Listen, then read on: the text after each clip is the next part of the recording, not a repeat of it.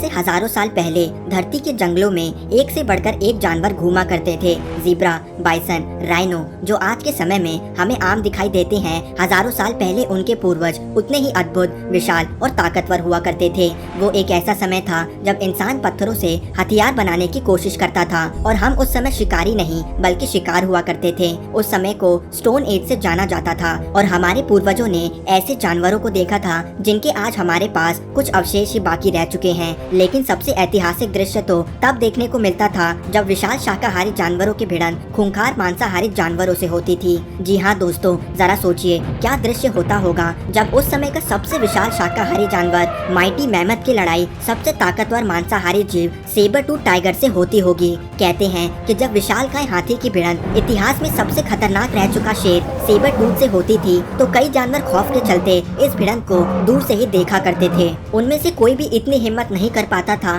कि जंगल के दो सबसे खतरनाक जानवरों की लड़ाई में अपनी टांग अड़ाएं। वैज्ञानिकों का मानना था कि हालांकि ऐसा बहुत कम होता था कि सेबर टूथ टाइगर विशाल माइटी मैमथ से भिड़ने का सोचे, लेकिन सेबर टूथ और मैमथ के अवशेषों से पता चलता है कि दोनों की भिड़ंत हुआ करती थी। और आपको जानकर हैरानी होगी, लेकिन सेबर टूथ टाइगर जरूरत पड़ने पर मैमथ को अपना शिकार बनाने की कोशिश करा करते थे। सिर्फ वैज्ञानिकों को ही नहीं बल्कि आर्कियोलॉजिस्ट को भी यूरोपियन और एशियन जंगल में मौजूद ऐसी कई गुफाएं मिली हैं जहां हमारे पूर्वज एक समय में रहा करते थे। इन गुफाओं की दीवारों में उन्होंने कई जानवरों की पेंटिंग्स बनाई हैं, जिनमें से कई पेंटिंग्स में मैमथ और सेबर टूथ टाइगर की लड़ाई को भी दिखाया गया है। उन्होंने इन पेंटिंग्स के जरिए यह भी दिखाया है कि उस समय के बाकी खूंखार जानवर जैसे American lion, short face bear, ground sloth खास इनकी लड़ाई दूर से देखा करते थे। वैज्ञानिक ऐसा मानते हैं कि करोड़ों साल पहले रह चुके डायनासोर, टी रेक्स और स्पाइनोसॉर की लड़ाई के बाद मैमथ और सेबर टूथ की लड़ाई सबसे भयंकर होती थी। यह खूनी जंग इसलिए भी इतनी खतरनाक थी क्योंकि दोनों में से कोई भी जानवर के पास पीछे हटने का ऑप्शन नहीं था।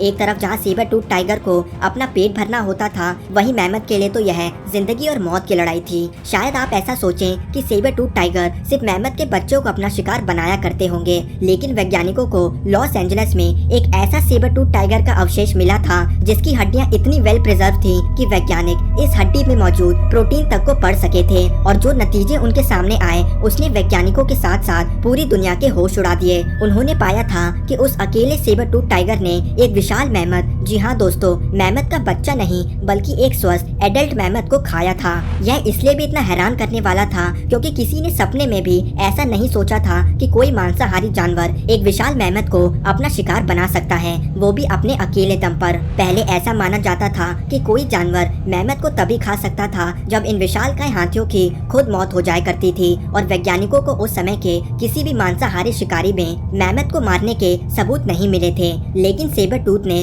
वैज्ञानिकों के सभी दावों को पूरा उलट दिया और दुनिया को पता चला कि सेबर टूथ टाइगर एकमात्र ऐसा जानवर था जो मैमथ से भी भिड़ने की हिम्मत करता था। लेकिन सोचने वाली बात तो यह है कि आखिर एक सेबर टूथ टाइगर इतने विशाल और ताकतवर हाथियों को कैसे मार सकता था। एक एडल्ट मैमथ आज के हाथियों से भी 1.5 गुना ज्यादा बड़े थे, यानी कि अगर इनके पैरों से लेकर कंधे तक की ऊंचाई को नापे तो यह जानवर 5 मीटर विशाल थे। वहीं सेबर टूथ की लंबाई 1.5 मीटर थी, जो कि मैमथ के मुकाबले 3 गुना कम है। एक मैमथ जहां 6000 किलो भारी थे, वहीं सेबर टूथ का वजन 280 किलोग्राम था, यानी कि मैमथ एक सेबर टूथ टाइगर से 21 गुना ज्यादा भारी थे।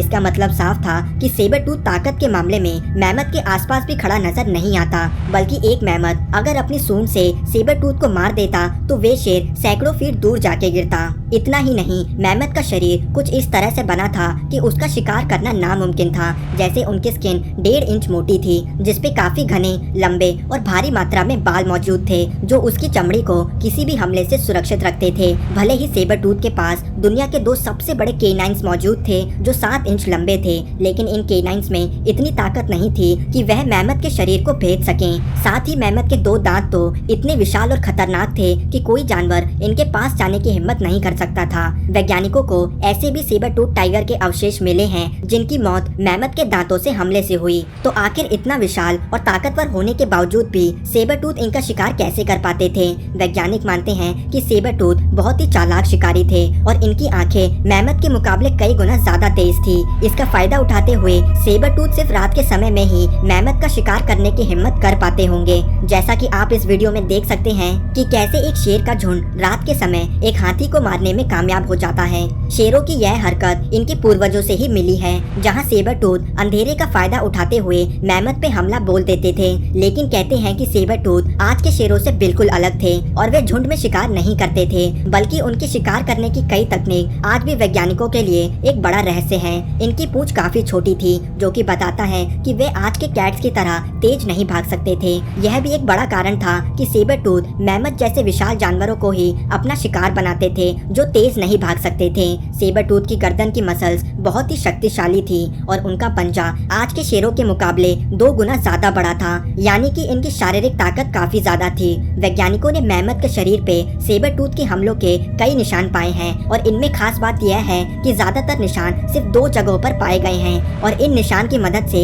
वैज्ञानिक आखिर यह समझने में कामयाब हुए हैं कि सेबर टूथ मैमथ को शिकार कैसे बनाते थे। उनका कहना है कि सेबर टूथ सबसे पहले मैमथ का पीछा करता था और उसे थकाने की कोशिश करता था। क्योंकि सेबर टूथ काफी फ्लेक्सिबल थे, इसलिए वे मैमथ के दांतों से आसानी से बच सकते थे। साथ ही मैमथ के दांत आगे से इतने मुड़े थे कि उसके लिए उन दांतों को सेबर टूथ के शरीर में घुसाना काफी कठिन था। एक बार मैमथ थक जाता था, तब सेबर टूथ उनके उस हिस्से पे हमला करते थे जो मैमथ के पैर और ऊपर के शरीर को जोड़ता था। हाथियों का यह हिस्सा काफी नाजुक माना जाता है और यहाँ हमला करने से भारी मैमथ अपना संतुलन खो बैठते थे और जमीन पे गिर जाया करते थे। जमीन पे गिरते ही वे मैमथ के कान के पीछे वाले सॉफ्ट हिस्से में अपने दांतों से हमला कर देते थे और इस हमले से मैमथ की तुरंत जान चली जाया करती थी।